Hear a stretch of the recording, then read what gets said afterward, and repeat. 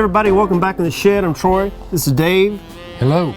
And another year is coming to a close. So today we're going to talk about some of the great, iconic rock stars, performers that we've lost over the last year, 2023, and pay tribute to some of the greats. But before we get started, why don't you make sure to subscribe to the channel, like this video, and let's just get rolling. So we lost a lot of great performers over the last year. I mean, too many really to name in this episode. So we're gonna focus on just some of our favorites. Yeah. And who do you want to start out with? All right, let's start out with Jeff Beck.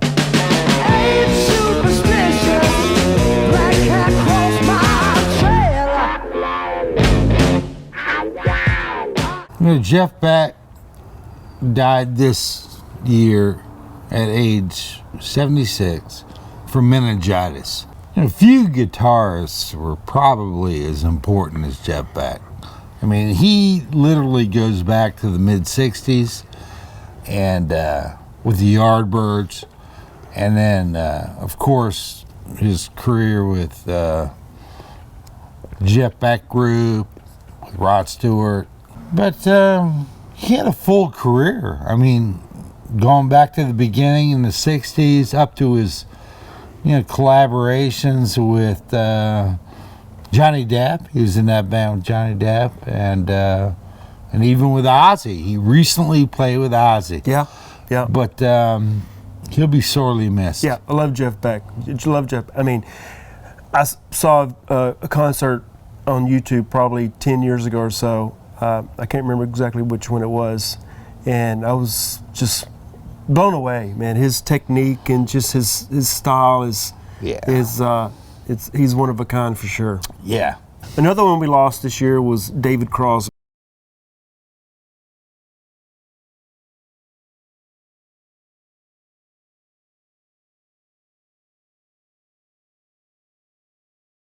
To death for many years, but he gave his body a run for its money. For sure. That's true. If it wasn't for a liver transplant he got in 1994, he would have been gone a long time ago. Thanks to modern medicine and a stint in the joint, which really cleaned him up. Yeah. If it hadn't been for him going to prison, he would have died a long time ago. But he's a great songwriter, great performer, and I was sad when I heard he died. Of course, another one we lost this year was David Lindley.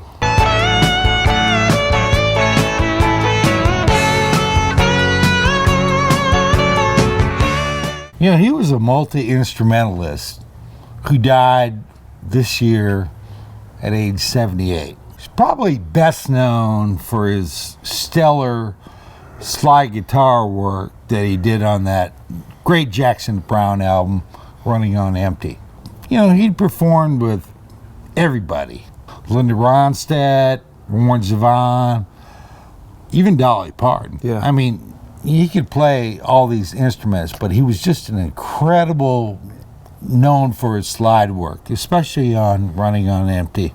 Another one we lost this year was, I think, maybe the last member of Lynyrd Skynyrd, I'm not sure, but Gary Rossington. He was the last street surviving member of the original lineup of Lynyrd Skynyrd.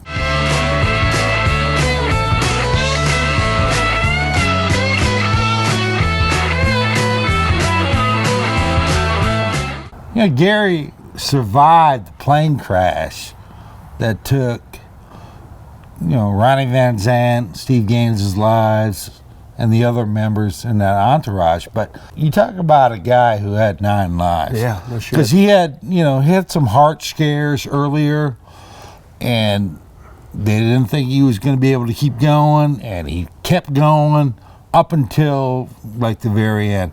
But Gary Rossington was one of those guys. I'd seen him with Rossington Collins Band in college. But Gary is one of those, the last original member of Lynyrd Skynyrd, at least on the album. But yeah, rest in peace, Gary. Another one we lost this year is a great singer-songwriter, Gordon Lightfoot.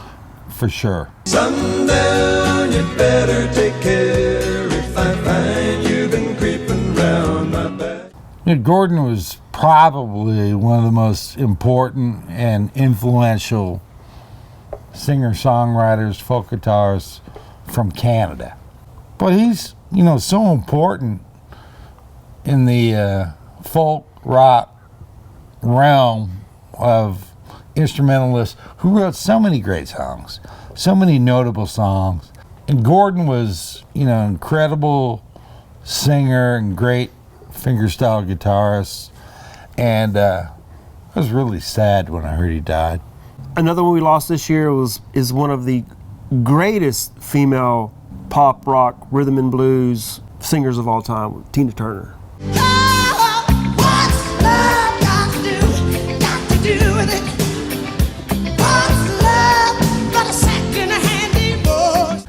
Tina is a survivor. Boy. She got her start with Ike Turner back in the beginning of rock and roll. Yeah. And he was an abusive husband. And her career was almost smashed. But she came back and recorded one of the greatest albums, comeback albums of all time, with Private Dancer. Tina's such a legend. It's hard to overstate. She performed with everybody, Mick Jagger, David Bowie. In the end, time ran out on her. She left us at age 83. We love you, Tina. She was great. She also had a small acting career in the mid-'80s. Remember Mad Max Beyond Thunderdome? Yes. Well, ain't we a pair? Raggedy Man. Yeah. She was in there. I love that movie. that. I love the Mad Max movies back in the day, and Beyond Thunderdome was one of those movies that we would rent because you had to rent movies back then. You couldn't buy them; they cost too much. She could do it all. Yeah, she was great. Love Tina Turner. She had so many massive hits in the '80s, for sure. And she probably performed to the very end. I'm guessing. And she looked great the whole time she was doing it. Exactly. Another one we lost this year was Randy Meisner.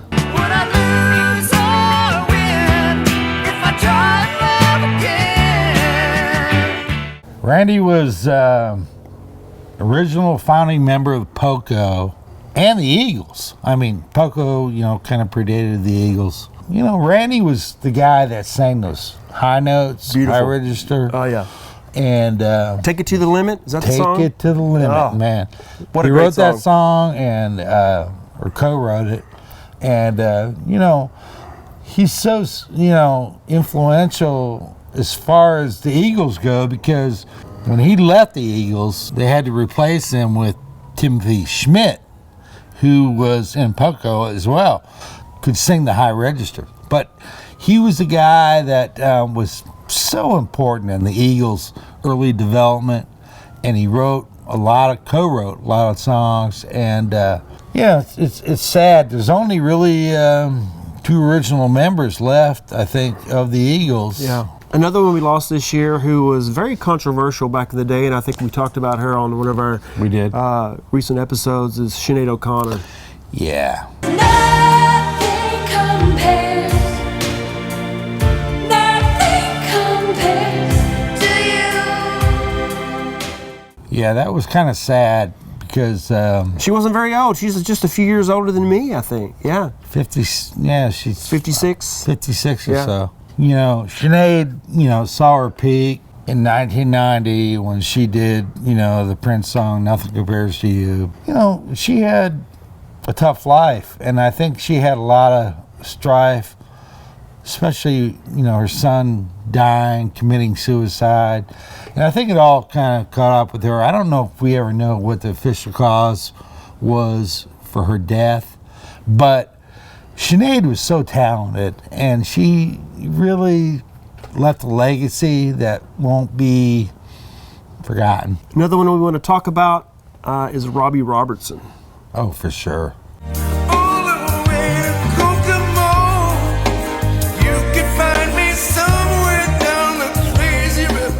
Robbie was the principal songwriter and guitarist and singer for the band. What a great name for a band. The Band. They were Bob Dylan's band, so they called them The Band. Outside of what they did with Dylan, they were such a great band, and they had so many great songs.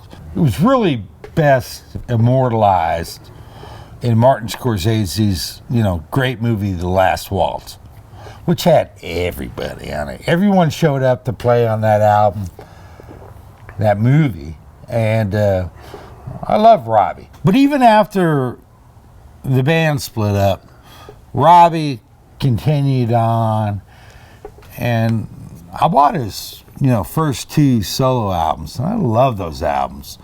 Produced by Daniel Lanois, and, they're great albums. And but he did a lot of cinematic soundtracks, and he continued working with Scorsese throughout the end of his life.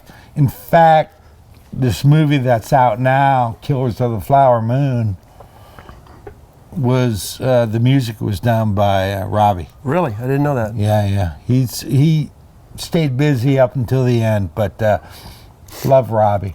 Rest in peace, Robbie. So, of course, there was a lot more musicians and artists that passed away this year, and we couldn't hit on all of them. But the last one I want to talk about is Jimmy Buffett. Son of a son, son of a son, son of a son of a sailor. Jimmy died of skin cancer this year, recently at age 76. Perhaps that's his payback for living a life in the sun. I guess so, yeah. I don't know. I don't want to, preclude that, but I guess you can say that he wasted away in Margaritaville. Well, few artists really embodied that laid-back beachcomber lifestyle that, Jimmy did. Yeah. I saw Jimmy back in the 70s. I mean, before he became kind of a parrot head kind of icon, which is cool. I mean, that's fine. I just, I love Jimmy Buffett back in that day when he was doing it. And he played at my college. I saw him there. He was good. And Jimmy just had if there was one guy that you could say, epitomize that laid back, Drinking margaritas on the beach kind of thing. But he was a really smart guy. He's a really smart businessman. And he took his brand and he parlayed it into restaurants, bars, merchandise, everything. And it made him a, extremely wealthy man. But what's really wild is that, Jimmy Buffett was able to parlay his success into this incredible empire, but Jimmy never had a #1 song. Yeah, but everybody knows that song, Margaritaville. And Cheeseburgers in Paradise. Exactly. And son of a sailor. And you know what is a Christmas miracle? What? Ozzy lived one more year.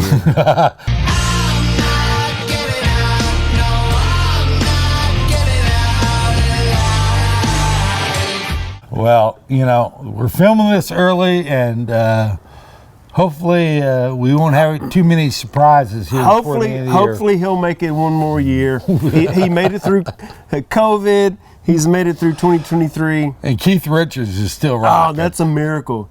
He quit smoking, and he doesn't smoke anymore. Do you know that? You quit drinking too? I don't know about that. Anyway, rock and roll keeps you young. We want to thank all of our subscribers and all of our fans who are watching our episodes, liking our videos, commenting. We want to thank you guys again for another great year in the shed, and we'll see you next year. Yeah, stick around, folks. We'll be back. Adios. Adios.